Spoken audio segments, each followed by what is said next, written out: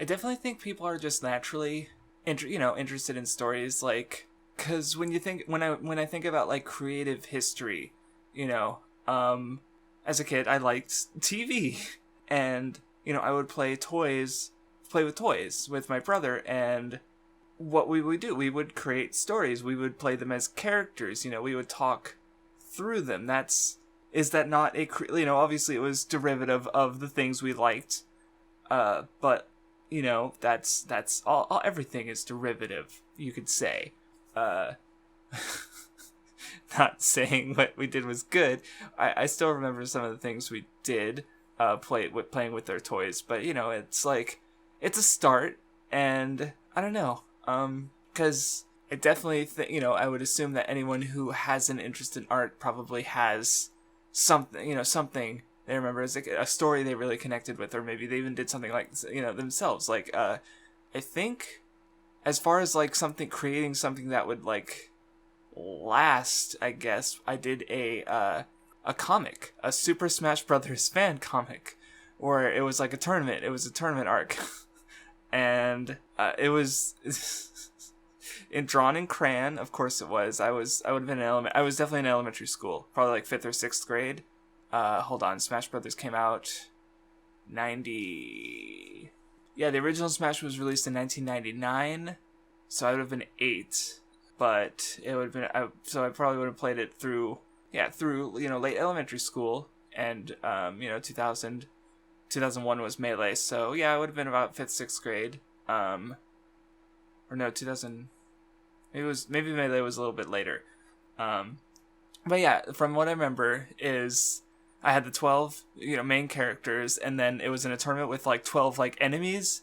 I think Wario and Waluigi were 2. Wolf, I don't remember all of them because I didn't know a lot of the bad guys.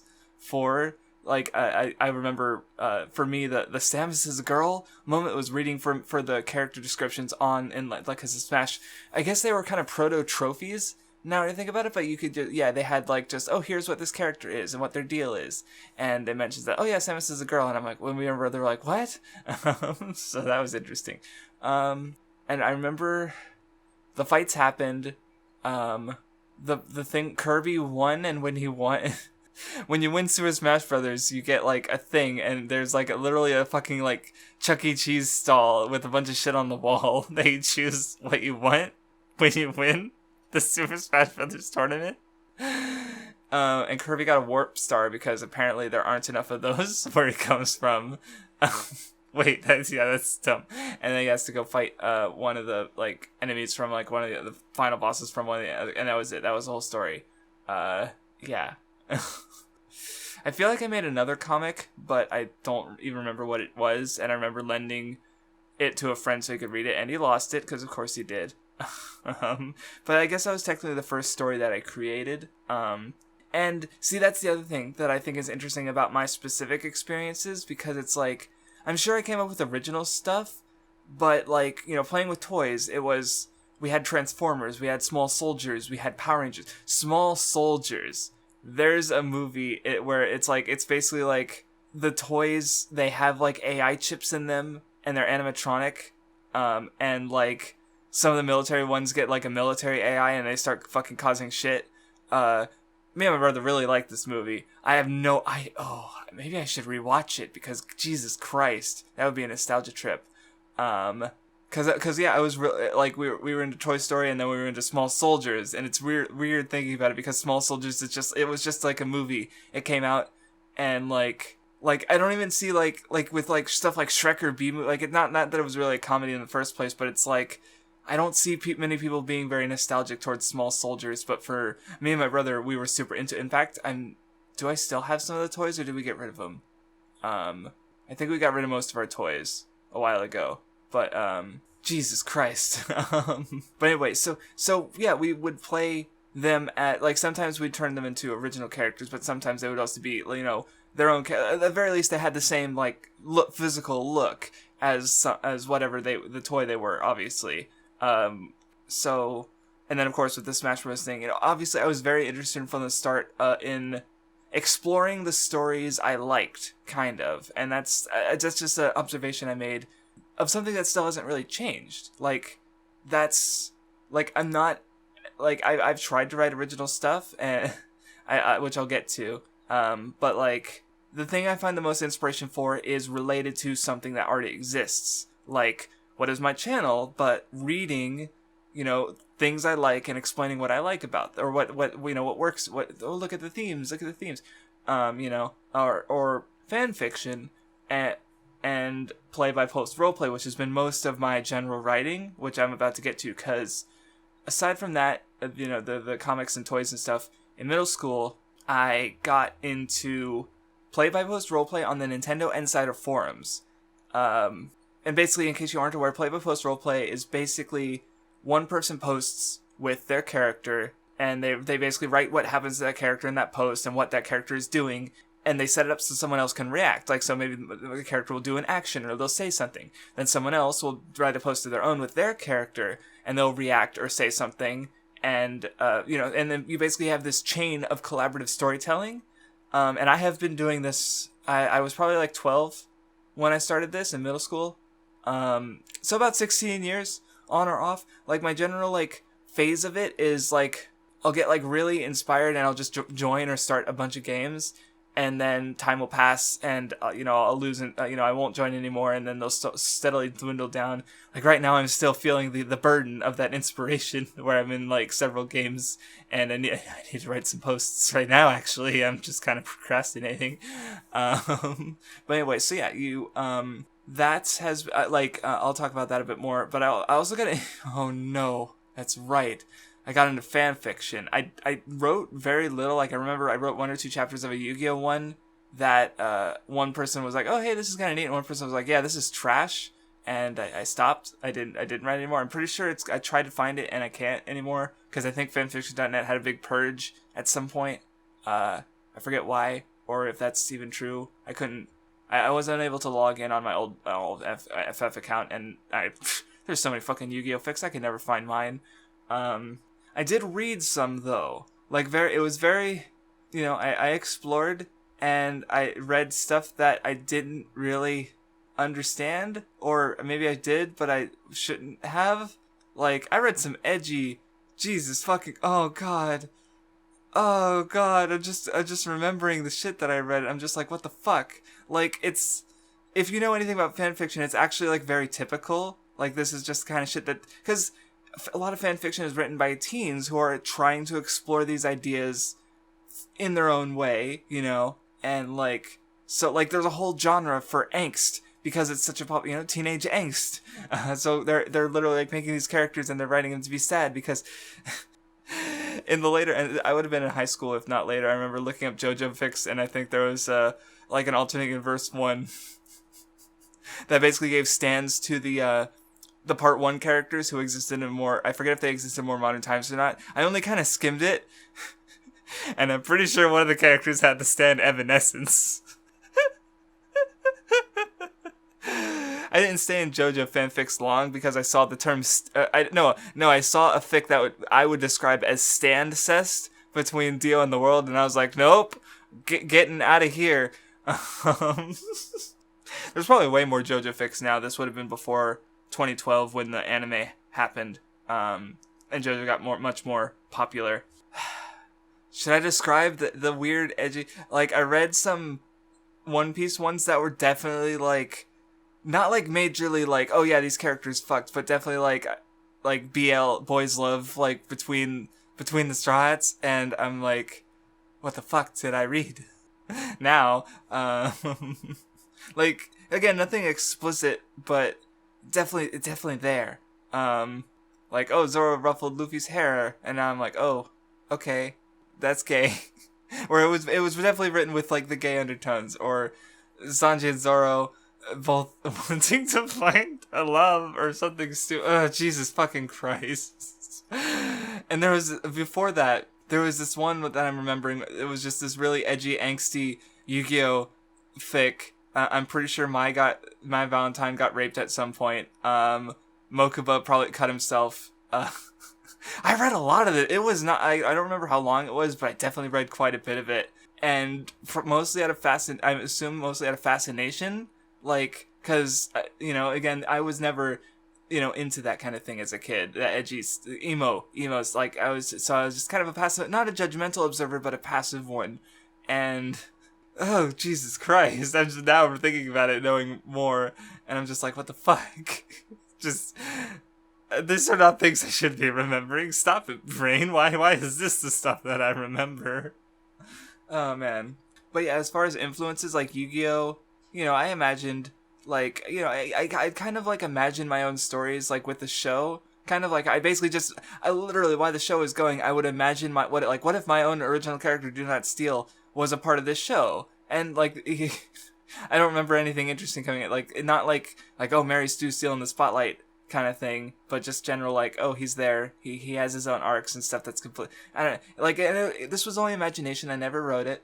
But it's like, it just goes back to this, like, I've always been interested in exploring other stories kind of thing, or iterating upon them.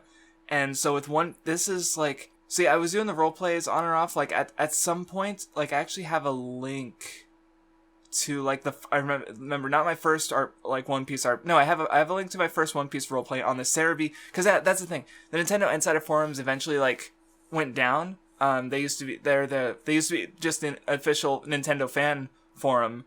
Then over the years they kind of just stopped, I guess the staff or they weren't. Yeah, I don't know. I stopped going, and so I had to like find my roleplay stuff around. Like I remember finding a lot of weird, just random sites, not weird sites, just general fandom stuff and stuff way more advanced than I was writing. I remember trying a Dragon Ball one, and these guys were being super serious, and I didn't know. I tried. I did not do well.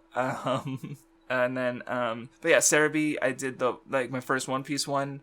Kaizoku fan subs. That was, they had a whole roleplay board that was super slow because it was just for a fan sub thing and it was just a side thing. But there, a lot of passionate groups trying to get something going. And I remember that was where I came up with my first character. I was like, hey, this is a character I think is actually decent. But also with One Piece was, I think I was going to, I might still use the name, Tarnished Silver, which was basically, like, it was just this idea, cause during, Impel Down, that's where I got the name, during one of the fan translations, Crocodile, there was all the pirates who were angry about, Gold Roger, and Crocodile said something like, oh, the silver medalists who are mad, cause they were second to Roger, they were in the same age, but they didn't become famous in the same way, and now they're in prison, so I was interested in that idea. Because like that's the thing I think One Piece helped me creatively with, because it's just this massive setting, and I wanted to explore it in my own ways, with my own characters, because there's so much potential with all the devil fruits and the races and the islands.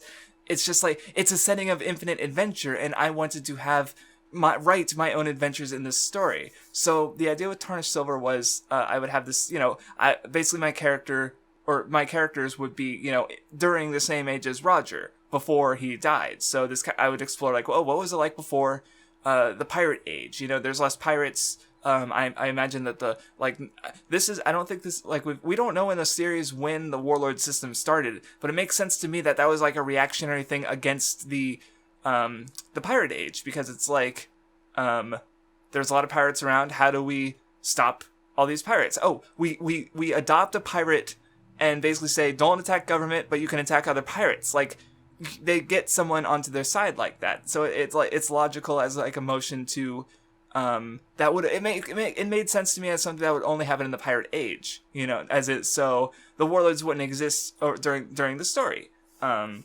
It's just an idea I had. And, I definitely, I remember the three most important characters were Rico, Rourke, and Sebastian. Rico was, the main character who it's, he used a sword, but then he loses his hand, so he learns how to fight with, his bare hand, but also he still uses a sword sometimes. It was stupid. And looking back, I realized that the character, he was, going to be a jerk-ass, but somehow everyone liked him anyway, and I was worried, oh my god, is he a Mary Sue? And so I wrote Rourke, who's, he's the super evil bad guy dude who's super cool, and he beats the main character but doesn't kill him for some reason, and he's also his dad, and he had a backstory where he uses his lion devil fruit to bite out someone's throat or something stupid like that. I don't know. It's edgy. And I was like, and he was like, okay, it's funny because he was like Cyberpunk 9 derived because he used the 6 forms, but he wore a white suit. I forget, like he was some kind of like above Cyberpunk 9 kind of thing. This was before Cyberpunk Aegis Zero existed, like well before. So weird that I had a similar idea like ages ago. And then I realized, oh no, is this character a villain stew because I like him too much? And then the idea was with Sebastian because he's like the goofy childhood, like, you know, he and who's I forget the other character's name. I don't know her old name. I know her current name because I've iterated on these characters before. Like some of them I've used in role plays. Like I say Sebastian, but his more recent iteration was called Gerolf or something like that. And like they all came from the same island. I did write the. Do I still have it? Oh my god. No, I think I deleted it, but maybe I still have it. I don't know. Oh my god, I do. I have the first chapter of Tarnish Silver still. Holy shit. I should upload this with this video. And probably the second half of the I think I wrote a little bit more. I only have chapters 1 and 2. I don't know if I ever finished this 2. No, I did not finish 2.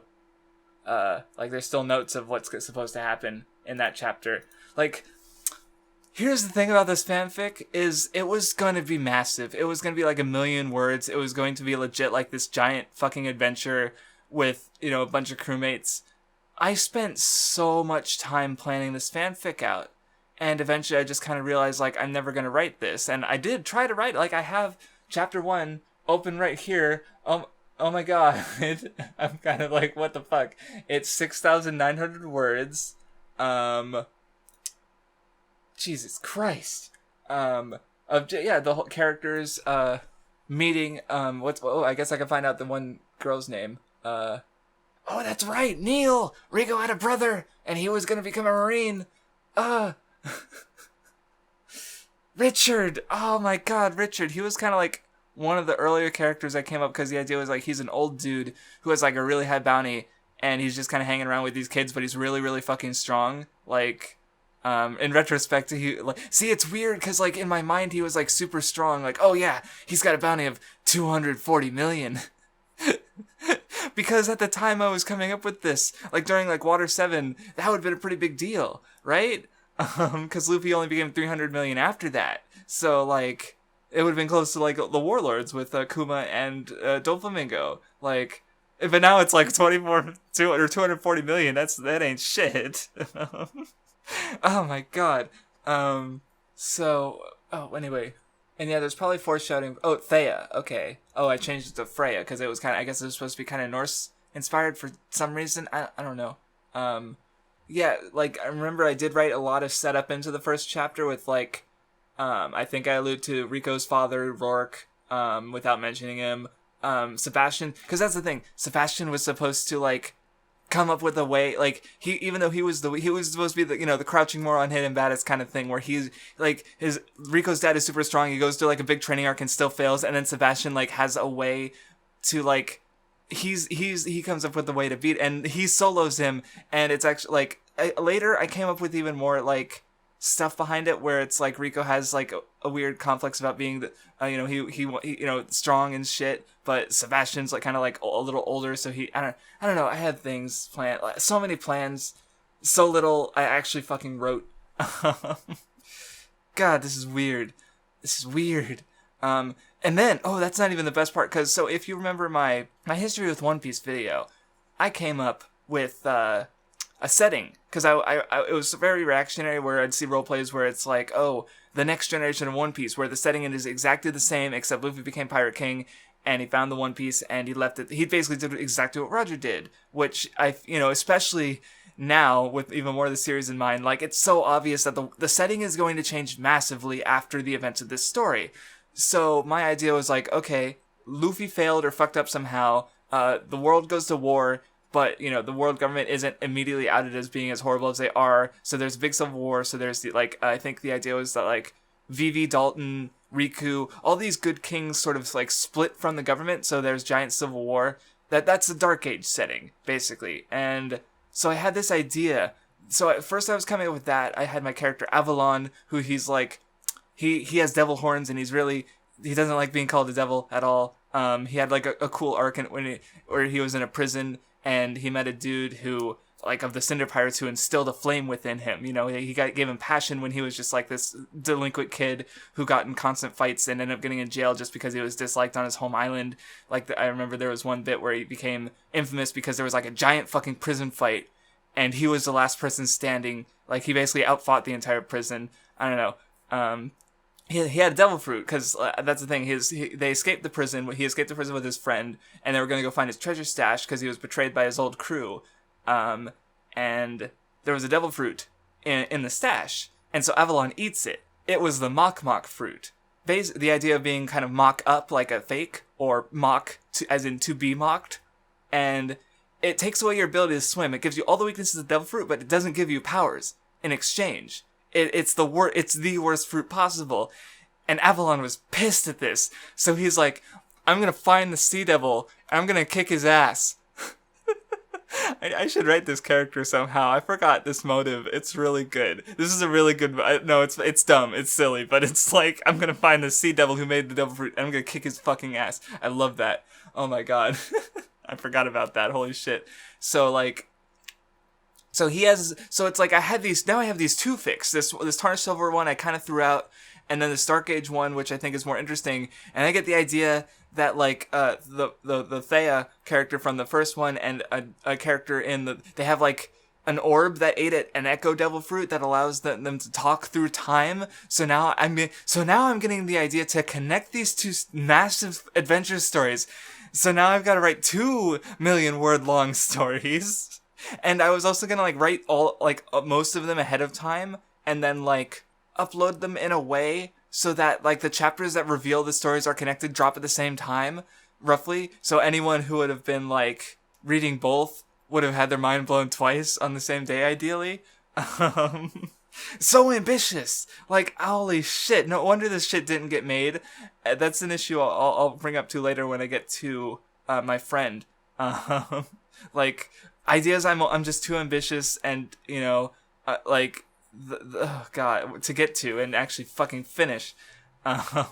So yeah, I forget if I have anything else interesting to say. What was weird is that I bet I still have it too. No, that's a different one. No, I don't. Because it was weird because I was more interested, because with the Dark Age one, like, the idea with Tarnished Silver was that, like, they're silver medalists, they're supposed to fail. Rico was going to, like, fight Whitebeard or something and die at the end, and the crew would kind of go off and do their separate thing. You know, it was supposed to be a sad ending. But, like, through the time shit, they would be able to give, like, crucial information to the people, like, 200-300 years in the future, where, like, a lot of information was destroyed, you know, because the government's censoring shit. So, like, through that, they would be able to sort of, like, you know, finally figure shit out with the whole Void Century and world government that, you know, failed when Luffy, you know, failed in that Dark Age. I wrote some of the, like, later stuff when they were fighting the Neo Blackbeard pirates, who, very original. I think, like, only, like, 1 or 2 of them were actually connected to, like, one of, like, I think, yeah, it was, like, Jesus Burgess the 7th. That was it. He was trying to find a Blackbeard, and I think he sought out, like, one of the characters from the Avalon's crew. But eventually he just, like, through advice from Avalon, he decides to just be a Blackbeard himself, even though he's a descendant of Jesus Burgess or something. See, it's like, I was not planning for any kind of thematic meaning here. I was just trying to be interesting, and I don't know. It seems, I don't know, maybe there's something there. Because, like, I don't know, I am thinking about writing a One Piece fanfiction now, because I've had some new ideas, and I guess some of it would be, of course I'm going to take from my older stuff, but ideally I'd make it good, and I have a better understanding of One Piece now, so I'd try to make, like, my own takes on some of the themes and shit. I don't know if it'll ever get written. Anyway, so yeah, super ambitious idea, lot of ideas, lots of characters. It never happened. But, you know, I don't know. I liked thinking about the story. I had notebooks. I had fucking notebooks. Like, oh, these arcs. This arc will introduce this character. It's sanity and fucking sanity. Like, I think I maybe mentioned in the tirade, but it's like I definitely connect to, you know, the idea of having these stories that you want to tell, even if maybe they're not that good. Like, how long did Mashima have Rave in his head? Was it something he came up with as a kid? I don't know. did he come up with? I mean, he was only like 20 something, like early 20s when he started. Like he was basically a kid by my standards now. Like Jesus Christ, this would have been me, and I think I started conceptualizing this story in high school, like freshman year. So I'd been like 14 or so. Like I specifically remember in summer they gave us notebooks for one of my PE classes. Yes, we had like book stuff for PE. It was stupid, but like I remember using one of the notebooks to write ideas for the fanfic. So that was pretty notable for me. But that was kind of the last I really touched on fanfiction for a good few years. Just thinking about the story for literal years. Like I don't remember when I dropped it, but it was a while. It was a while I was thinking about this. Jesus fucking Christ, I'm still just shocked that I have some of this. Like, there's notes here. Oh god. Nidai. Ah, god. Oh my god, they haven't been touched since they probably moved to Dropbox in like 2010, 2011. So, because that's when it says date modified. Jesus Christ. Sorry, I'm rambling. This video probably sucks, but you weren't here for good content anyway. So anyway, yeah, I was also doing the roleplay still. I did some Mythweavers, which it's a play-by-post site, but one that specifically focuses on dice-based games. So like Dungeons & Dragons and stuff. So I was into that for a bit. Never did anything particularly meaningful there. I did try to do a lot of One Piece games. Like I met one of my good friends, Hillen. I've linked our one of our RP we've been doing for a couple of years. It's very slow, lots of hiatuses because he knows it's his fault. He has the big sad, aka depression, and he just has trouble. Like he's going through some particular shit right now. I'm used to it. I'm very patient, and I really like it when he does post. I like it. He's just in general been a great friend. So it's not like I'm going, no, we're stopped doing the game. In fact, we started another game recently that I need to post in because I'm a bitch. I've been needing to post for like a couple weeks now. I guess I'll get to my current stuff later, but like we met over. I started a One Piece game. It was gonna be a marine focused game. For a good while, it actually had like the most views and posts on the site, even though it was really short lived. Like it got a lot of interest. I was fucking stunned. And I did continue. I don't know. The One Piece one stick out to me because again, that was really big for me creatively. Like I'm thinking about even writing a general guide to One Piece roleplays because it's like the structure does not fucking work for roleplay because like a roleplay I'm doing a fairy tale game right now on my Discord server, and the structure makes it much like with One Piece when a character joins the crew, it's because they're super fucking important. Like, and the thing with roleplays is players drop in and out with frequency, especially if you're with random people. So it's like there's like characters in a roleplay can't be as important as One Piece characters, if that makes sense. So it's really hard to do a One Piece RP in that exact style. So you have to like do something in the setting, but not with the same structure. So, and I've thought a lot. I've tried various things with, the most success I've had is, one-on-one games with only one other person where we each play multiple characters. That's the one I've got going on right now. I have 3 characters right now. Wait. No, we have 2 characters each. Never mind. And, yeah, and we've had 2 characters each for a good long while now. But, because if one player leaves, then the game is over anyway because there's only one other player. So yeah, that's another One Piece tangent. But yeah, I did a lot of games. I've done other stuff, of course. A really long one was based on Seven Seeds, which recently got a Netflix adaptation, where it was basically like a survival post-apocalypse thing, where we had our 2 characters, trying to survive. The game is unfortunately lost because a lot of that roleplay was done on the Roleplayer Guild, which a few years ago had a server error and pretty much everything on the site was lost. The site does still exist, but it's the reboot, yeah. That RP lasted like 3 or 4 years. Oh my god! I forgot about Homestuck. Yeah, probably the biggest RP I ever had like substantial investment in was a Cluster Stuck, which was I think it was started off the official forums, but done on a different site because it was massive. Basically the idea, it was based off the periodic table of elements. So the idea is that you had like a mega session. So how Homestuck works is like there's the 4 characters, and later there's like 12 characters, and they have like a session. So it's like they have a chain of players where it's like there's a host and a client, and so the first host will be the client for another player.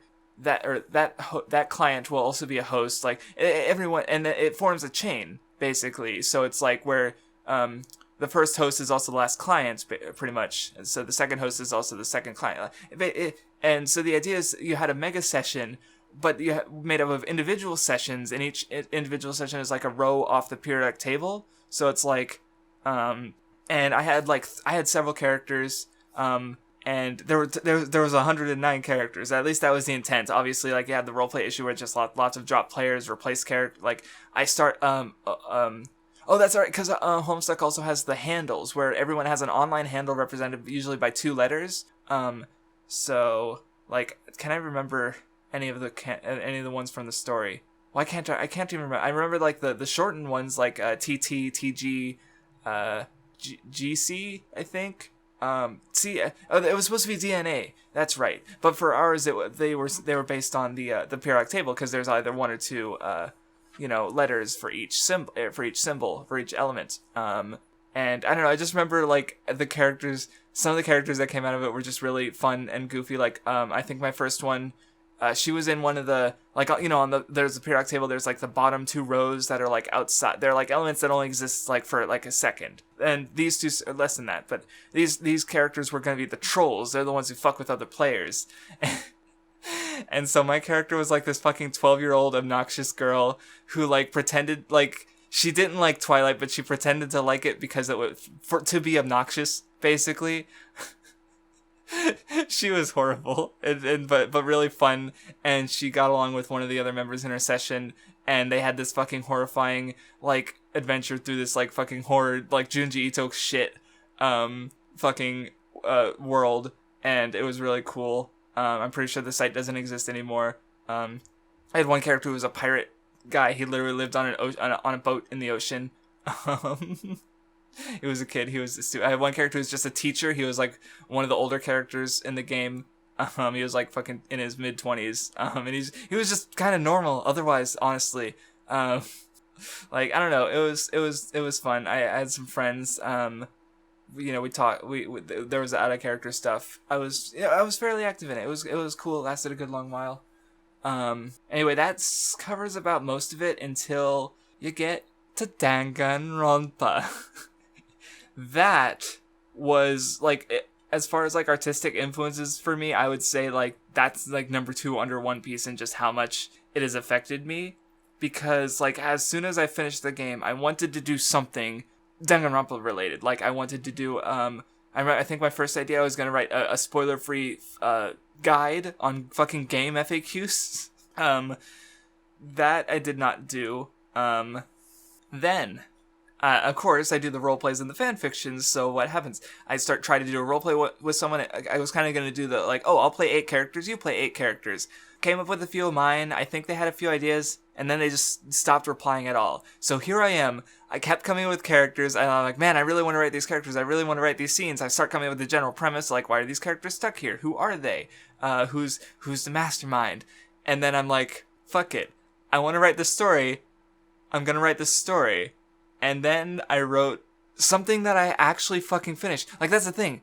All this years of role-playing, I've never finished a roleplay. I've never gotten to a roleplay and said, yeah, this is the end. Like, roleplay isn't something I finish in my mind. It's something I come up with a million ideas for, write for a while, and then it just stops. Or it goes on hiatus, and then maybe we'll come back for a post, and it'll go on hiatus for another billion years. But here's a fucking story that I actually fucking finished. So I wrote the first, what was originally going to be a standalone thing, Danganronpa Hopelessly Misplaced. And then it became as I was writing it became the first entry in what was possibly going to be a trilogy. What the trilogy being called Hope's Freedom is Despair's Reward. This fanfiction series is really fucking long. It's 767,000 words total. The first one was 200,000. And like I remember a while back I tried to reread it and I found it kind of unreadable, but more recently I kind of like I skipped around. I just like, man, I remember that part. I'm going to reread this part. And like, the first one is definitely the weakest in some regards. Like, And it's also interesting, like, thinking about just, like, how I think about stories. A lot of this comes from the fact that I wrote a story. Like, one big thing, because, like, really recently, best guy ever did is a hockey rant, and he spent a lot of time on that, like, oh, did Oda come up with hockey from the start of the series? It doesn't matter. And part of the reason I feel like I know it doesn't matter is because, like, as writing is like an evolving process. Like, the story changes as you write it, because it feels, you do feel like a certain, I'd say, when, like, or at least from my experience, like, I have two specific instances. One is probably one of my favorite characters I've written ever, and the other is from, like, the main antagonist and the overall thematic conflict of this first fanfic. So, like, with the overall thing, I had this character, they're talking about, like, they're the mastermind, they caused all this horrible shit, and they're like, oh yeah, this is gonna be my magnum opus, and I'm like, wait a minute, do I, like, and now I start reading myself into this antagonist, and I'm like, do I want this fanfic, do I want the story to be the best thing I ever make? And I go, no. And I change what the main antagonist says. And this ends up being important, because it's like, I don't like how I handled this character in the sequel, but in the first one, the fact that she, like, oh, because she's despair, oh, death cult, oh, yeah, but then she also has hope, she wants to make more things. She's not totally despair. And that's kind of the whole, like, conflict, because there's two antagonists and there's two protagonists, and ultimately what happens is one character on each side is unable to like, the protagonist with hope and the antagonist with despair is unable to accept the duality, basically, that, oh, you know, hope is despair and despair has hope in it too, and they die, but the other characters who live, they are able to accept, and so it's like this little change that I made more to fit me. Like, this was basically my first real exploration with trying to do themes. It was probably clunky, like, rereading it. I highly doubt it makes sense. But maybe, did people even read this out of my fic? Were they trying to? I don't know. But, like, this was something I did not accidentally, but it felt right. And looking back, it makes more sense this way. Like, just with how the story was, like, built. It was like, and so, like, there's a subjective process to writing, is what I'm trying to say. And this is something I've realized by writing my own story. And so I always think about that specific moment of me changing what the character was going to say to fit me, and also that made the story better, in my opinion. And the other thing about writing evolving is, this character, holy shit, she was just like I was going to have a moment when she gets insulted, and I didn't have anything to insult her on. She was just bland and boring, and that's what I said. And I'm like, wait a minute. Well, that's what I had this other character say to her. And I'm like, wait a minute. She's not a good character. Like, there's nothing to say about this character. Is she a good character? And so, like, I decided, like, I need to add something to this character to flesh her out, to make her more of a character. So I add the trait manipulative to her, and this snowballs so wonderfully, because, like, she ends up becoming a murderer in one of the cases I hadn't planned out yet. And she kind of starts doing sneaky shit in the earlier stuff. Then, like, because of the way her character went, like, I had the idea that, oh, maybe it makes sense for the antagonist to keep her alive, because one murderer also got kept alive, and shows up at the end, and that they were the other antagonist. And then this character, this boring girl, I decided to keep alive for the sequel. And in the final one, she ends up being the main antagonist, and she has like a really interesting, like, conflict with the setting, because it's like the setting of Danganronpa is one where all these talented, kids are accepted into the school, and they then go, when the apocalypse happens, they then go to make Future Foundation, this group that is basically like all these talented people and alumni from the school are trying to fix the world, basically. And it's mentioned even in this was written before Danganronpa 3 came out, but it's mentioned that, like, there's a lot of corruption going on, and like and it gets kind of abused by the main antagonist of the series, and the world ends. But my character is this antagonist character, she goes, like, I sort of explore, like, this corruption, basically, where it's like nepotism. Like, you have all these students going to school, becoming friends, like, if they're friends, and they go into, like, the industries that they're already really good in, and they, like, help each other, like, that's a great advantage that you can only get by going to school. Or, like, the idea of Future Foundation, like, what if you have a useless fucking talent, but, like, oh, you went to the school, so you're part of our group now. You're,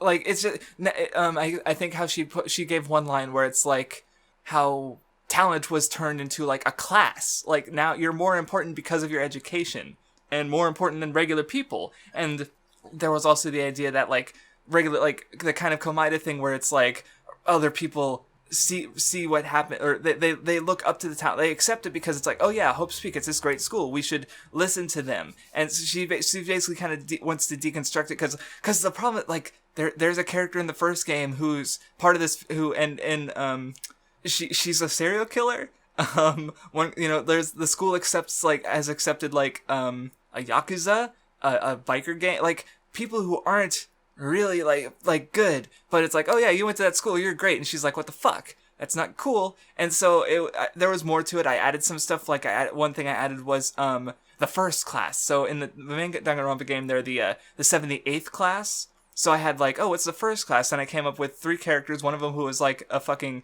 Chinese triad, one of them was the king of Novoselik, which was a fictional country that Sonya from the second game is from, and the other one was a Togami, so basically like a grandfather, great grandfather, or probably more, to the one of the characters from the first Danganronpa game. So it's like, and these guys, like, they're all rich and influential, and they were classmates. And through that, they like, because Togami even mentions like how there's in the first game how there's like there's basically a collection of people who like rule the world behind the scenes. And so I'm like, oh, Hope's Peak, what a great place to put really, like, talented people who would be that kind of people who rule the world. Like, that's kind of fucked up. And that's my main character, this antagonist uses that. And it was really interesting to write her and watch her evolve from, like, literally nothing, like a nice girl, into, like, deconstructing the entire setting and challenging it, in the third fanfiction. And I don't know, I think, like, writing this fanfiction and finishing it just made me much more interested in writing than I already was, because I went to school. I like left work. I literally quit my job to try and go to school to take a creative writing class. That didn't work out because the teacher was good, but it's like we only had the class like 2 days a week. It was only like 2 hours long. Oh my god, he was me. He was so ambitious. Like, every day he'd come in with something new. Like, he'd end with, like, okay, come in this, and I expect you to have done this.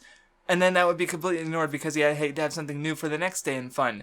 And so it's like a very off-the-cuff kind of class, but he was trying to be way too structured with it at the start.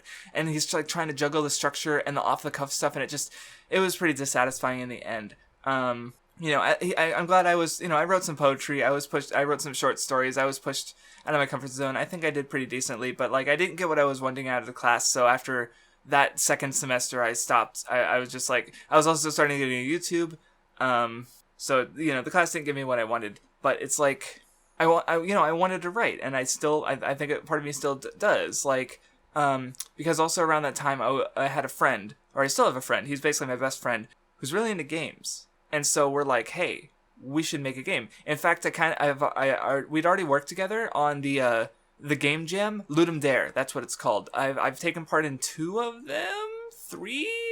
I don't remember. Nothing we made turned out good, or even playable. But it was fun to be a part of this creative because it's a game jam. You have 24 to 48 hours to make a game from the ground up, following some kind of theme that's voted on. And so yeah, he's a programmer. I'm a writer, so it's like, we should make something. And to talk about, like, the game ideas, of course, obviously none of them have come out, but the first major one that I wanted to do was called Connection Lost, where basically there's 2 protagonists. I guess the idea was that it's a puzzle game.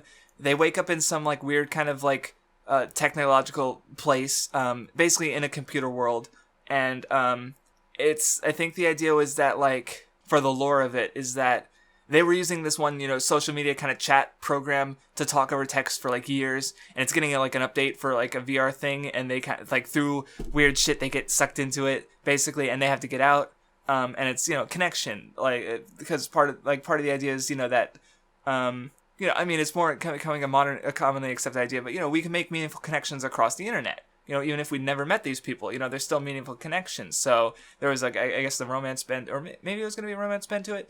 And yeah, there would be puzzles, there'd be conversations, we'd explore the characters and their relationship. And we never got to a lot of like solid planning done. Like honestly, it needed art assets, and neither of us were artists, so that was a kind of issue we didn't know how to cross. So we kind of just shelved it. I remember there being like at least a good ending and a bad ending. Like if there were going to be like Steam achievements for it, it was going to be they were going to be called Connection Lost and Connection Found, obviously, because I'm creative. But I remember thinking a lot about the bad ending, because it was basically the idea that they kind of couldn't figure this shit out, and they also couldn't figure out how to escape the world, which was going to be like, it was just like a beta or it was going to be rebooted, and they were going to die with it. Basically, I remember like imagining this really melancholic / sad scene of them basically being unmade, but maybe holding hands as the like, oh god, I don't know. I just remember thinking about that a lot. More than the good ending, in fact. So, yeah, this is one thing I think it made. The one that got closest to being actually written, because I actually started it, was First Degree. That's what it was called. This was going to be an app game, and it was going to be a visual novel, basically, where the premise was that your character was a former serial killer who was terrible, because serial killers are actually really, like, they're not very good at covering their crimes. They're not like Hannibal Lecter. But this was a serial killer who thought he was Hannibal Lecter. He's like, oh yeah, I'll work with the police, and wink wink, help me try and find, and no, he was arrested very quickly after that. But it wasn't a comedy game. It was actually much more serious, because the premise was that you play the entire game in his cell, and the game is basically like conversations as other characters come into your cell, like people who, families of the victims, families of the new victims, because there's an imitation killer going around, and the cops are hoping for your help to find out who it is. Like priests trying to, convert you. And you'd have a lot of dialogue options, and the idea was that to have like several endings based on like the type of dialogue options you tended to give. But the reason, again, too ambitious, I literally wrote like just a kind of like prologue thing, which was basically like, I think the idea of like, it was a detective going across a murder scene, and there were so many options. It's like, it was insane to try and write it all, because it's like I'd have like 3 or 4 options at the start, and then each of these options would lead to a different, even a slightly different like part of the route, and like it was one of those, and then it's like, and that changes a lot. And so it's like trying to imagine to get the game where I wanted it to be is just, the amount of writing I had to do would be insane. And I kind of just like lost hope in it after that, because like I couldn't even finish this one prologue scene, let alone a multi-branch fucking giant, Jesus fucking Christ, monster of a game. So yeah, that one didn't happen either. But yeah, I guess after that, yeah, I started my YouTube channel. Which I guess is a kind of creative. Like, I'm writing essays mostly. There's editing and music involved. I'm not sure how much I have to say about that. Like, yeah, I have things I want to say. I've been learning more about art and writing. Like, and that's the thing, is like, I've written. That doesn't make me good at reading. I got better at, like, being able to read these ideas and the stories by practicing reading. They're different skills. So when I go back to writing, I hope to supplement that with the reading I've been doing. And I'll probably, I plan on approaching that topic in a video at some point, because I feel like people, like, they read, like, it doesn't make sense. They read these stories and they say, well, that's bad writing. You're reading. It's a different skill. Shut up. It's so dumb. So I guess to what else am I doing now, and what might I do? I guess, so this is less creative history now and more creative future. So, like, okay, I'm roleplays. What am I in right now? So yeah, I'm in that One Piece game with my friend I mentioned. It's in the Dark Age setting. His character is a drunk who's a giant goofball, and he's amazing. We just wrote a fight with him with, like, we're kind of getting to the end. I forget which blue it's in. It's like west or south or east. Or no, it's probably not east. No game ever takes place in East Blue. Actually, it's funny because like Oda stole another of our ideas, because like the idea for it's like the whole Blue Sea is protected by the 4 color companies, who are basically a mob. But they're like also separate mobs who are competing with each other. Like there's the Azure company, who believe, might makes right. And they're basically like, they're the fighters of the, and so they're the strongest. Like the leader boss Cerulean is, he was the final boss who the Chester just defeated in this last arc, which is kind of finishing out this whole Blue Sea saga. We've been in this arc for fucking years. Then there's the Crimson Company, who they believe majority rules. They just have like a lot of manpower. Though not outright strength. There's the Viridian Company, which believes in luck. I forget the exact their phrase for it, but they're also kind of like hippies. Then there's the Quartz Company, who they're like money is power. They're economic boys. They were fun. Their arc was fun. And yeah, I've got my characters. I got Lena. She was just a tropical islander kind of chick who she's interested in cooking. And she fights with the sword, and she's got like a fucking rage mode when she sees blood. Normally, she's also like kind of like, there was one arc where they did with the treasure hunt, and she was pretty like vicious about keeping that treasure. So she's got a greedy side to her too. She's fun, she's cute, and she's an idiot. Then Macario, he is an he's not an archaeologist. He works for a group called the Scholastic Advocates. They are trying to preserve and rediscover knowledge that was lost over the course of like the Great War. And my friends are the character. Oh yeah, Chester's the captain, and he also plays Kuhn, who's the marksman. He's just like a cool guy, ladies' man with 3 guns, because you can't have too many guns. And that's the crew right now. Yeah, they're just now getting the final fights of this. There is one more arc left, but they've been fighting these 4 companies for a while now, and they finally are like, the companies are trying to like take over this island to take us more seriously, kind of thing, and they're getting their shit kicked in, because that's how it goes. So what other RP? The other RP I'm doing with him is an idea I came up with recently, as I was rewatching with Young Justice.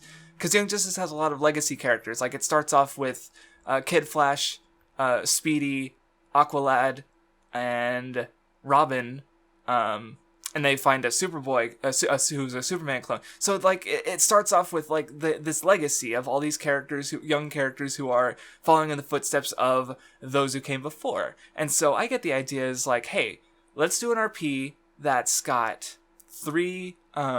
It basically takes place in 3 like segments of the story. So right now we started the Golden Age segment, where it's like basically the dawn of superheroes. World War I happened, or World War II happened. The Cold War is going on, and during the Cold War, there's about to be a superhero arms race where our characters are sort of the first world side. I've got like a speedster girl she's American, but she's of Russian descent. She's technically 0th generation, but she immigrated as a kid, as a baby, so she's basically only known America, but though she still has an accent from her parents, learning to speak from them. So she's gonna play into that because she's a girl. She's in a society that's a bit. It's the 60s. They're not exactly like women are cool. She's a Russian in a country that's not too keen on the Russians, and she's now a metahuman in a world that's now has to accept superheroes as real. So she's gonna be neat to write. I've got Gregory, who's French. He works at a security company, and they're rolling out a new line of products that he's both testing, and he's in promotional material for, and he's about to use that to become an actual superhero, because he wants to he's like this mascot for the company. He's like, oh look, we got a superhero, wink wink, and he's just a dude in a costume, and he's like, oh boy, I'm an actual superhero, and they're like, wait, what? No, you're for marketing, and he's like, what? So that was fun, but he's about to become a real boy. Right now, my friend's only introduced one other character who's like of a kind of Viking hero who's like taking up this mantle of protecting this one island, and he's got like water manipulative powers or something. I don't know. I'm curious to see how I know less about him because I don't actually write him, and he's only written one post. Because I've only written one post and I need to write a second one. So yeah, the idea is that they're going to be doing Golden Age stuff, fighting the good fight, Cold War and post World War II stuff, and then at some point we're going to time skip to a more modern contemporary setting where information age, things are way bigger, everything's getting bigger, and these characters they have these shoes to fill from the these old heroes from our first phase that are kind of idealized and they were perfect.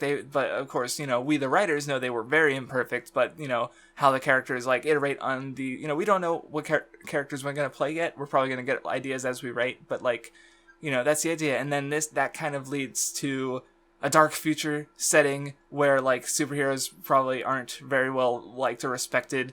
But you still have these legacies from, and I don't know how it'll tie up eventually, but I don't know. Like a Batman Beyond, that was kind of the inspiration for the third phase, the future phase. So it's like, a big RP spanning multiple sections we're never going to finish, or probably even right past the first one, the Golden Age stuff. So me being ambitious again, but I don't know. It's fun. Hopefully, I'll write some cool stuff. I mentioned the Fairy Tail RP on my server.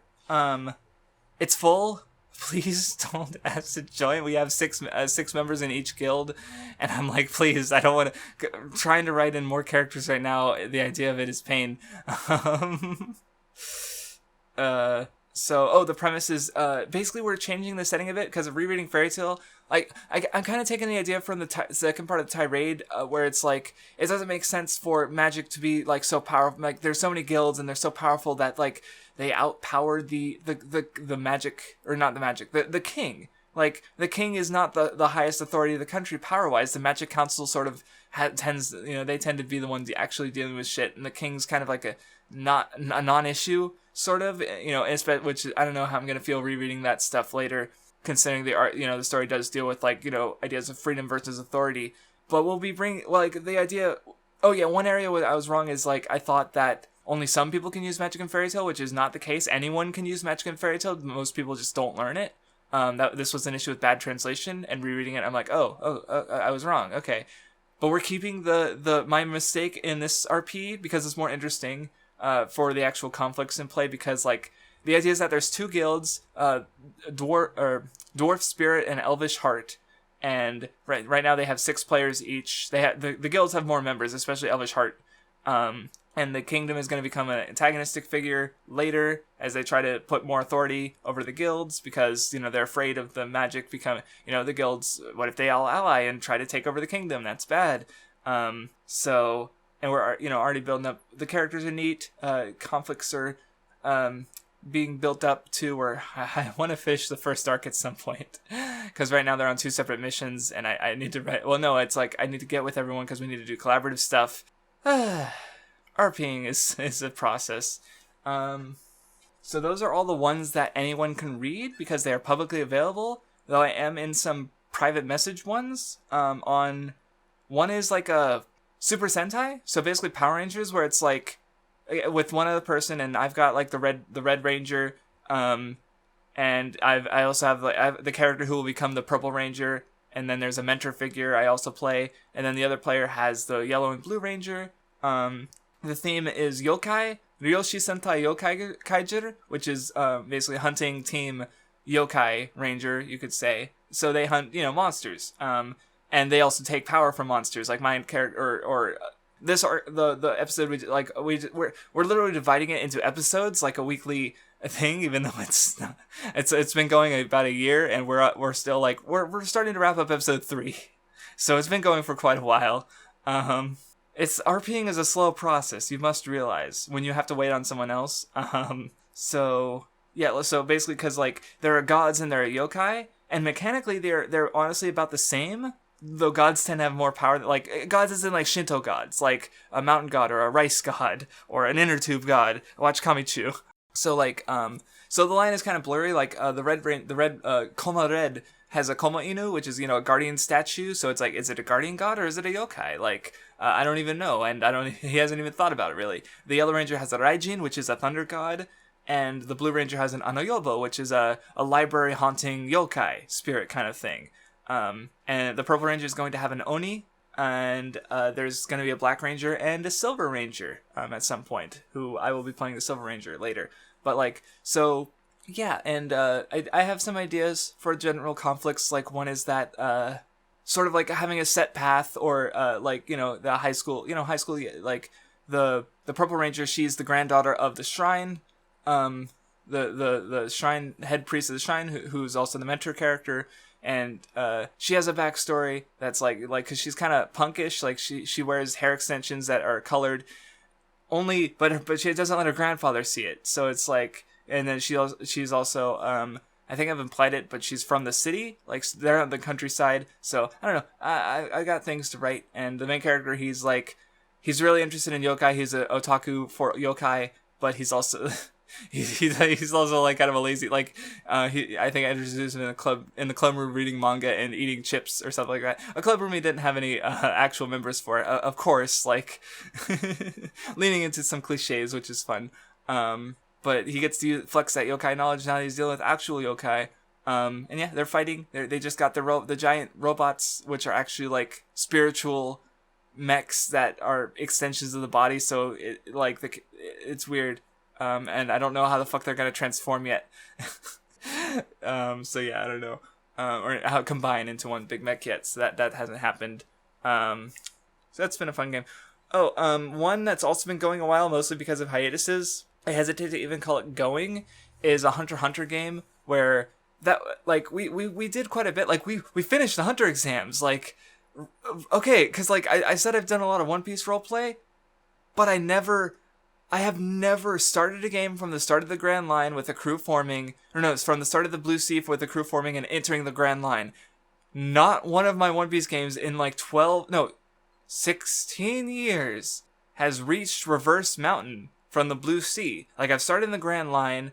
I've had I've even had a game or two that started in the New World, but I've never traversed seas.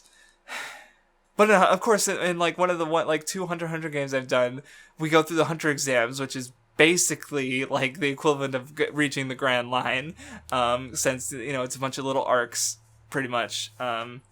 It's been fun. The big conflicts that I've been writing is, like, my main character, Feely, his parents are both hunters. One of them is obsessed with life. She's a doctor, so people must live no matter what. The other one he's a hitman, an assassin. He's concerned with death. He's basically like, people die when they die. Who cares? And my character's been growing up around that. He has his own thoughts on it. He mostly like doesn't want to care because he's just so tired of it. But like, he's afraid to die, obviously. But he also doesn't know what to live for. Like, he's alive, but is he living? He has no desire, and now he's got a fucking hunter license, but no desire. And his friend, she's on a vengeance quest. She did not get a hunter license. Very sad. But, he's helping her, even though she has to kill his father. Yeah, because he was a hitman, and he killed her parents. He knows, my character knows, Feely knows, his dad probably doesn't even, like, care or know that there was a daughter. He's killed a lot of people. He's not even that bad a guy. I haven't written that part yet, but he's just an assassin. So he's not the great guy either, but he's like, oh, there's a scene. Oh, there's some shit I'm really getting right, because he's got a sister, and should I spoil it? No, this person won't find this fucking thing, and no one knows who it is. So it's like, yeah, I'm gonna fucking spoil it. Sure. Because going back to the living life, death kind of thing, Feely is, he's alive. He's like super healthy. Like he's like gone a kilo. He's like about their age, but he's as like, he's fairly physically strong and skilled and stuff. Like he's got like the perfect physical, body for this. And when he gets Nen, he's going to have he's naturally a specialist type. Like he's basically like quote unquote perfect. Going into the duality thing, he's got a sister who's like, her body hates her. Like, she'll just like randomly like sort of have like attacks where she's just like blind, or she can't even breathe, and when she does breathe, it's just kind of raspy. Like she's mostly just been bedridden like her entire life. Like she's alive, but she's not living. Feely is alive, but he has nothing to live for. And oh god, there's gonna be so much despair when I really want to introduce this sister character and have oh god, it's gonna be so good. Yes. I'm just rambling at this point. My last RP though, I saved this one for last because it is the most I have been... No, I guess not last, because I want to talk about fanfiction ideas, too. Well, maybe not too in-depth, but... Anyway, Evangelion. This RP is interesting because I just rewatched Evangelion, And while rewatching it, I got this burning desire, like, because this happens to me. This has always happened to me when I get into something, I'm like, man, I want to write, like, again, with Danganronpa, I had to write the fan fiction. With One Piece, I had to write all the roleplays and stuff. With this, it's like, I've been rewatching Ava, and it's like, it's not one of my favorite things, but it's like, God, I want to roleplay Ava, or write Ava or something. I want to be the sad kid. I want to write the sad kid. And so, literally, right after I finish End of Evangelion, I'm scrolling down one of my roleplay sites, and I see an advertisement for exactly what I'm fucking looking for. Someone else wanted to do a one-on-one Evangelion roleplay with original characters and an alternate, basically exactly what I do all the time, is original characters in the universe, or a different universe, like right on the same thing. And so and they bumped this thread, like, I think I remember seeing it, like, it was 8 minutes ago, after I just fucking, like, finished, and the timing could have not been more unreal. It was fucking bizarre. And so I posted, I'm like, I have to join this game, dude, please. And it's really exciting because usually when I do the role plays, I'm the one bringing the, like, obviously, I'm not always, but like but I'm always I feel like I'm always bringing the inspiration and the ideas. Like, that's part of the case with the Super Sentai one I'm in right now, where it's like we're alternating doing episode ideas. And whenever that happens, I always feel like, mine are the more intricate stories. Mine are the more conflict-driven ones. Mine are, because I'm the one who has that passion. But this RP is one of the only times I've felt where not only am I super into it, because holy shit, I am. I don't, like, we've only been doing this RP for like 2 months, and we've probably written like tens of thousands of words together. Like, I have to count again. It was definitely over 10,000 like a month ago. And, like, there's a few days in between posts because they're long posts. But, like, holy shit. Because the other person is also super passionate. They are the ones with the plans. They've got the secrets. They got the super twists that I'm super excited to see. And, like, I asked when we started, because, how is this going to differ from Ava? And that it's basically like a retelling of Revelations, or the modern, in the Ava setting. And one of the big themes is God's will.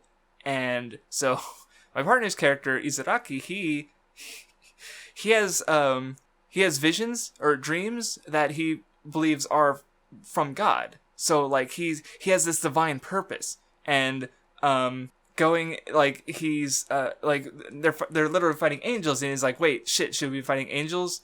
He freaked out way more than that, by the way. I'm underplaying it. But he's like, should we go against God's will? And so he's like, to the point where it's like, regardless of whether he wants something, like, and this was pretty interesting because my character even asked Izaraki, and she asked him, like, if God wanted me dead, how would you, like, it even said, like, he'd go through God's will no matter what, even though he doesn't want my character to die. So it's like, the conflicts write themselves, and I'm not even getting into my character yet, because she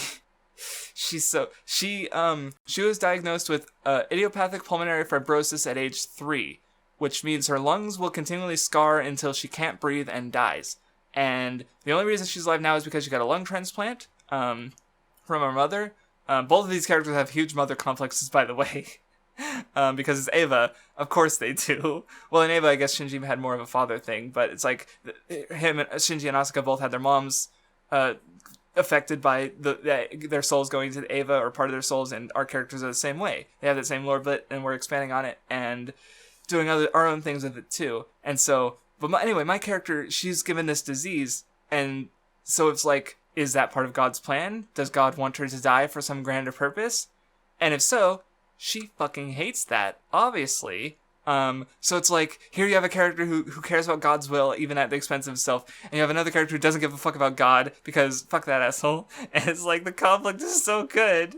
Because, yeah, his character isn't living, or Izaraki, and my character is trying to live no matter what, because she obviously doesn't want to die. She's got, like, estimated 2 years left, and it's just so good. These characters are so good.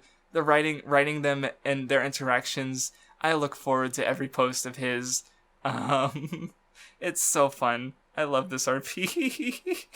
Was this video? Yeah, I mean, this video is basically me getting nostalgic and jacking off over my writing, even though, like, yeah, most of it's not good.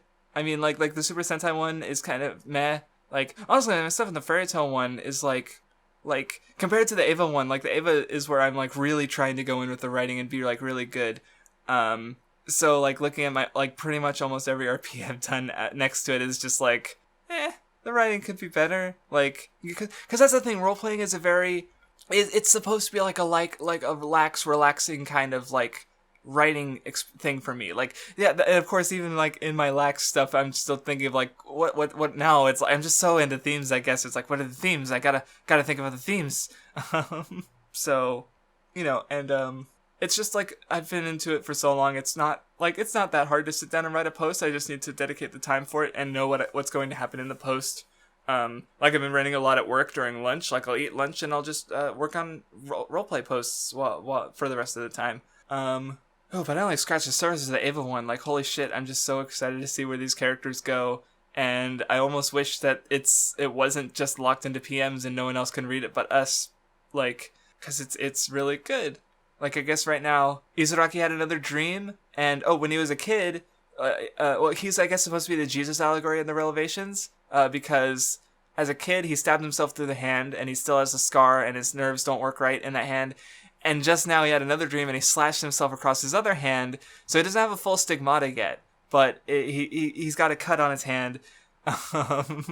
And then, the Major, the Misato sort of, like, fill-in, who does not want to take care of these stupid fucking kids at all, because she's got her own drama with her mission, because she's kind of like, oh my god, they're so similar. It's fucking scary how similar Sumire is to Izuraki, because it's like, I don't know, they're both driven by this duty, and they're both empty. Like, there was a really cool bit where the characters come to Sumire's house for the first time, and there's nothing in the house. Like, it's like her own room. She's got, like, her futon. She's got, like, some clothes. She's got paperwork from Nerve. That's it. That's everything that's in her room. It's just, like, it's basically completely empty. And the rest of the house matches. It's basically got, like, the bare minimum of essentials. Like a TV for news, a rice cooker. She eats most of her food, like, instant and crap. And my character, Akiho, she's like, she's sick, but she keeps a good diet to make sure her body's healthy and that, to alleviate some of her symptoms. So she's like, there's no fucking food here. But Sumiru's like, what? There's this food? And, like, food is a generous way to put it. Like, the interactions are fun. And then, yeah, that's right. She was talking to Izuraki, who also, he had, like, 2 boxes of possessions from his home for his room. So his room was also basically empty. And where my character had, like, some furniture and, like 6 or 7 boxes, way more. And so she gives a comment where it's like, you can tell a lot about a person by how they live. And, the Major is pretty empty. And like she seems like such an empty person. And Izuraki had such a bad reaction to that. He was, like, depressed the whole school day over just this, like, passing remark. And that led to a fight later because he'd been bummed about it. Like, oh, God, I love this RP.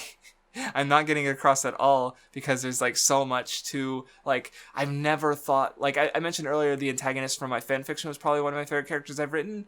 If she gets surpassed, it's going to be Akiho when I write more of her. Like, I've already put so much thought into, like, her general conflicts and stuff, like, with her mother. She wants to understand her mother. So how does she do that when her mother's, she's brain dead. There's basically no hope of recovery. She's stuck to a bed. She has been for the last, like, 9 years. How can she understand this person she doesn't know and can't know? And again, what does she leave behind? Like, that's probably her biggest conflict is, she's going to die in 2 years. Did she exist? Did she leave a worthwhile existence? Like, that's a very big thing. She likes babies. Which is like a genetic legacy. She's 14 and she wants to have a kid, but that's not really going to be easy or possible. So it's like, I've got so much in mind for her. Oh, man. Anyway, I've gone on for that Ava roleplay way too much. I could go on for longer, I'm sure. But anyway, I guess more recently I've been sort of jumping between 2 inspirations on fanfiction. Nothing I've wrote yet because I just have so much planning to do. And guess what? It's Danganronpa and One Piece. Of course it is, like, the 2 biggest things that I inspiration-wise I still want to do more of course. I'm not going to go too in-depth of them, but, like, yeah, I want to write more Danganronpa. I guess I want to, like, because one thing V3 did is it's like, it comments on the death, the murders, like, oh, the audience really loves this murders, right? But like, and the character's like, no, well, yeah, but we've grown from them, so it's like, yeah, the murders were bad, but it's like the characters still needed the murders. So I guess the idea would be to do a killing game Danganronpa fanfiction with no killing. So I'm gonna need to think long and hard about that one, because it's like, how do you make an intrigue, like, because I still want to have like mystery elements of characters like doing things and having conflicts and stuff, arguments and debates, but without the trial setup, without the murders. And that's going to require a lot of like thought and work. Like, it helps that they're going to be on a space station, so there'll be like AI to play with and robots. And I have a lot of shit to not a space station, like, or is that a spoiler? Shit, I might have to I might change it anyway, so who cares?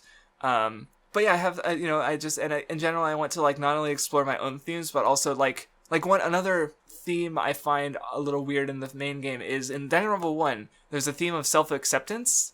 And, because Nagi accepts himself, he knows who he is. Like, he starts out the game of saying, like, yeah, I'm basically the most boring person ever. But him knowing himself, like, he's surrounded by all these people who are super talented, but they have trouble accepting, like, some of the characters they think more of themselves. Like, Togami, he's a piece of shit, because he's like, oh yeah, I'm so great. But he actually fucking sucks at all the debates and shit. And I love in chapter 4, when he's like so confident he knows who the murderer is, but because I know human nature, but then he doesn't at all, and he completely didn't have... Then he just gets fucking blown out, and it's so satisfying, and it's so good. And yeah, other characters, especially Fujisaki Chihiro, he is a cross-dresser, and he cross-dresses because he's running from, like, he wants to be more masculine, he doesn't want to be made fun of for being a little boy, basically, but like, and he doesn't accept himself, so he was hiding from that, and he tried to improve, and through trying to improve, he gets murdered. And so it's like, thematically it makes sense, because it's like under self-acceptance, like he didn't accept himself, so he died for that. But he was trying to improve, he was trying to get better. So you also have this kind of message of like, yeah, accept yourself and don't try to get better. You're perfect the way you are. And so it's like, if I wanted to ideologically surpass that, I would have a conflict in which I would have to somehow manage to say that, self-acceptance and trying to improve, like, you could try to improve you could accept yourself as someone who needs to grow, like, and not, demean yourself. Like, that's something I would, I guess, try to address too. I guess that would be my goal for the fanfic, is try to go beyond Danganronpa, sort of, because it's like, it's given me a lot, but I want to, because again, and yeah, with the death thing, a killing game without death, because if the game, if V3 says the death is bad, but it needed the death, so how bad is it really? So, again, I don't think this hurts V3 at all. V3 was really great. The ending was really fucking great. It's just like, and again, same with Danganronpa 1, like, it makes sense, but, it's just something I don't agree with personally. So it's like, and of course, and I guess I want to do better than my original fanfics too. So it's like, I want to be better. So I guess that goes into the, self-acceptance, but also going, I didn't even think about that. Jesus. It's personal too. And the One Piece one, I guess I would try and reuse elements from the Tarnished Silver one. Like right now, the beta name for the main character is Rico, even though he's a different character. And yeah, I have Freya, who's basically the sort of evolved version of Thea, and Geralf, who's the evolved version of Sebastian so it's basically like a reiteration on that really old, my first fanfic, but like condensed, like Rourke, the Gary Stu villain character, he's not going to be a thing at all. I'm planning some antagonists, like I have a lot of planning to do, but I want to do this big old adventure thing. I want to write another fanfic, because like I said, I've been rereading my old fanfics, and there's parts of that, like, there's parts where they go on way too long and probably go into detail and things that don't need to be gone into detail in. I mean, it is a murder mystery, so, but like, I want to do better. I want to write better stories, and maybe one day I'll write something I could publish that isn't fanfiction. But again, I don't think there's anything wrong with fanfiction. I just, like, that was the point of my old fanfiction video. Make shit. If you're inspired, just fucking make it. Try. Even if you don't finish it, like, you've learned something from the page you wrote, or so, whatever. It's fine. Make things. Be inspired. It's cool. You'll learn more from making something bad than you'll learn from just thinking about making something good and not actually doing it. Like, just fucking do it. Like, what keeps talking about is original story ideas, and just, like, fucking write it. Just Cool. It sounds cool. Write it.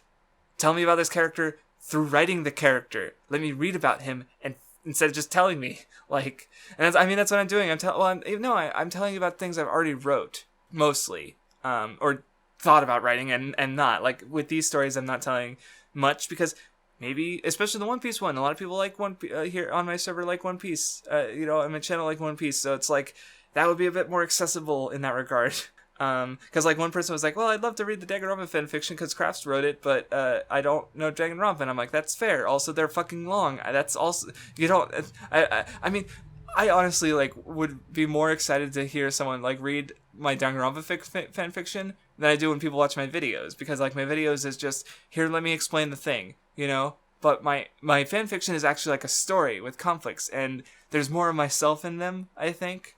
And so, like, I guess I want that again. I want to write something. And I guess part of me is also bummed because, like, the fanfictions, like, they have, I don't know, like, 2,000, 3,000 views each on Archive of Our Own, which I don't know if that's good or bad, but, like, I don't know. It's not as much as I hoped, and it's probably because of their length, because they're so fucking long.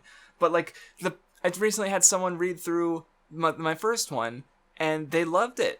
Like, they fucking cried for 10 minutes after a certain character died, and then they cried more when they got some final words later, and I'm just like, that's great. I love making people cry. This was probably a child. I love making children cry. No, but it's like, I like getting emotional reactions out of my work. Like, like, that's what Mashima wants to do, and I connected to Mashima emotionally. I mentioned that in that tirade. Like, I see myself in Mashima more than any other, like, as, someone who just makes shit that probably isn't good, and wanted to make people feel anyway, have emotions and connect to people.